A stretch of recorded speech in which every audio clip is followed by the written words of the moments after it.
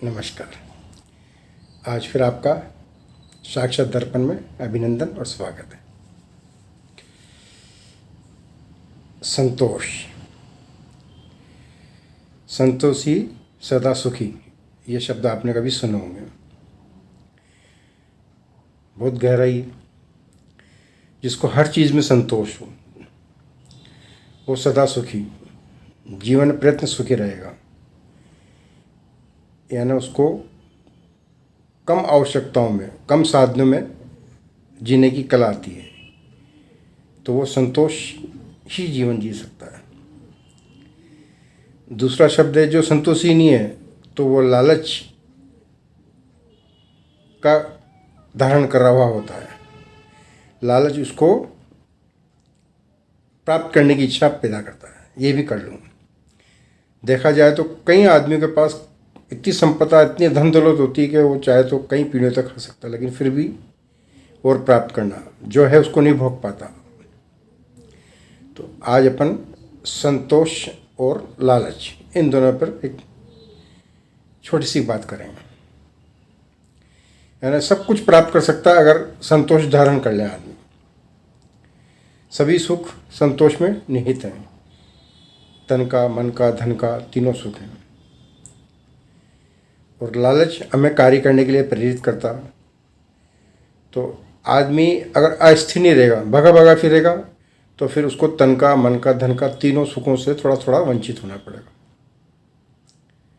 बिल्कुल अस्थिरता में ये तीनों नहीं होते हैं। स्थिर रहोगे तो ये तीनों सुख आएंगे आपके पास।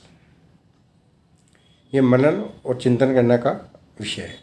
इसे आप स्वयं करके देखो, बात सुनकर। अब अपन आते हैं लालच पर। एक छोटी सी कहानी सुनते हैं अपन। एक बार किसी जंगल में आंधी तूफान आया। नदी किनारे का जगह थी।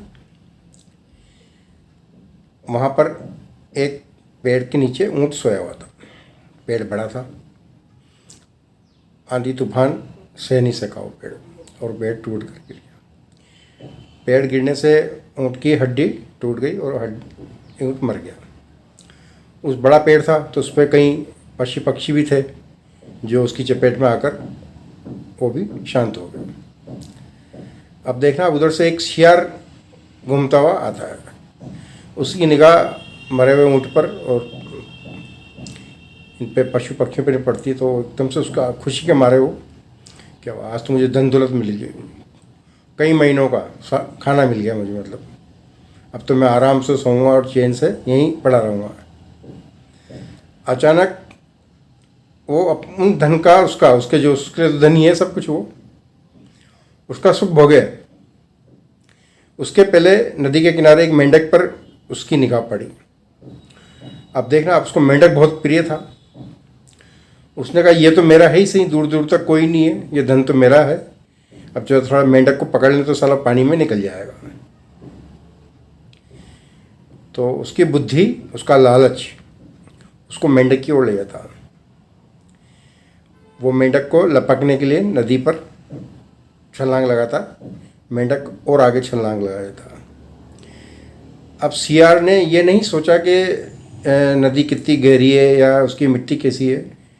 उस मेंढक को पकड़ने के चक्कर में वो दलदल में फंस गया, और दलदल में फंसने के बाद उसकी मृत्यु हो गई। यानी उसको कुछ पल तो कितनी खुशी मिली थी कि मुझे धन दौलत मिल गई, महीनों तक, सालों तक मैं आराम करूँगा। और कुछ पल में उसका लालच और उसकी प्रवृत्ति कि ये भी पालूँ, ये भी पालूँ, ये भी मेरा हो जाए, ये भी मेरा हो जाए, इस प्रवृत्ति ने उसको मृत्यु तक पहुंचा दिया। तो इसीलिए पुराने ज़माने में लोग बाग कह गए, या भगवान ने भी शास्त्रों में कहा कि संतोषी सदा सुखी। तो मन का सुख अगर आपको चाहिए तो संतोषी बनो। आप अंदर चिंतन करो कि आपको क्या चाहिए। किसी भी चीज़ से कितना सुख मिलता है इसका अध्ययन तो करो आप थोड़ा सा। भाई कपड़ों से कितना सुख मिलता, किसी की प्रशंसा से कितना सुख। सबसे ज़्यादा तो लोग बाग प्रशंसा के भूखे रहते हैं कि लोग बाग मेरी तारीफ़ करेंगे, मैंने ये किया, मैंने किया, मेरे पास ये है, इतना धन दौलत है। सबसे ज़्यादा वो प्रशंसा के चक्कर में ही भागा भागा फिरता और अधिक अर्जित करने के लिए, अधिक कार्य करने के लिए प्रेरित होता है। आगे एक वीडियो में मैं आपको बताऊंगा कि 100 रुपये रोज़ कमाने वाला, 1000 रुपये रोज़ कमाने वाला, 10,000 रुपये रोज़ कमाने वाला, 1 लाख या 1 करोड़ रुपये रोज़ कमाने वाला या 1 अरब रुपये रोज़ कमाने वाला, इन सब पे अपन निगाह डालें पूरा गहनता से। खो आप कभी कभी आप इनके किरदारों पे खो कि 100 रुपये कमाने वाला कैसा जीवन जीता होगा और 1 करोड़ रुपये रोज़ कमाने वाला सुबह से शाम उसके 24 घंटे कैसे बीतते होंगे। लेकिन ईश्वर की जो रचना में उसमें वो भोग जो करता है, खाना पीना, भोग कपड़े से नहीं। वो हीरे मोती के है ना करोड़ों अरबों की ड्रेस पहन कर भी अगर वो रहे तो उसको क्या वाही वाही मिलेगी और उसे भी बस, उसके अलावा कुछ प्राप्त नहीं होगा उसको। लेकिन वो व्यस्त इतना रहेगा, उसका मन तन सब व्यस्त रहेगा, तन भी उसका नहीं रहेगा क्योंकि मिलने वालों की लाइन रहेगी उसके पास। दिमाग में एक के बाद एक कार्य रहेंगे, ये ख़त्म करा दूसरा, दूसरा के बाद तीसरा, यानी जब तक वो सोएगा जब तक उसको हर चीज़ की कर्तव्य का और उसका बोध होता रहेगा उसको।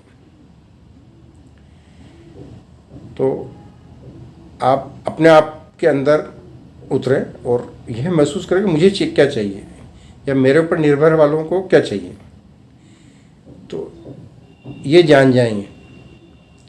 और मैं जानने की आगे आपको एक कला बताऊंगा कि आप जो भी हैं वो लिखें, एक ऐसा ग्रंथ तैयार करें उसकी, जैसे पूजा करते हैं ना अपन व्यापार में, दिवाली के दिन ग्रंथों की, इनकी किताबों की, इनकी बही खातों की पूजा होती है। इसी तरह से मैं आपको एक पूजा सिखाऊंगा, तो उसी में सारी चीज़ें लिखें आपके हमें क्या चाहिए। भगवान वो सब देता है आपको, उसको उसमें सारे भगवान उतार लो आप, सारे तीर्थ, सारी जितने भी शक्तियाँ वो सब उसमें उतर कर आ जाएगी। आप आह्वान तो करो उसको, फिर आपको क्या चाहिए और आपके पास क्या नहीं है। आप सुख भी उसमें लिखो, दुख भी उसमें लिखो, हर चीज़ लिखो आप क्या चाहिए, भगवान के चरणों में रखो आप। तो आप मनन करेंगे ना तो आपको पता चल जाएगा कि भाई हमारी आवश्यकताएं कितनी हैं। तो आप देखेंगे तो हमारे पास खूब है, कोई कमी नहीं है। तो थोड़ी सी देर के लिए आप तन को शांति देंगे, आराम देंगे, मन को भी आराम देंगे, खुशियाँ मनाएंगे। तो इस छोटी सी कहानी से कि संतोषी सदा सुखी क्यों रहता है, और लालच करने से अपन को कभी कभी, जरूरी नहीं हमेशा ही, लेकिन कभी कभी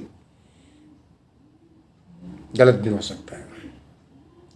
चलो फिर मिलते हैं आपसे एक और बातचीत लेकर। नमस्कार।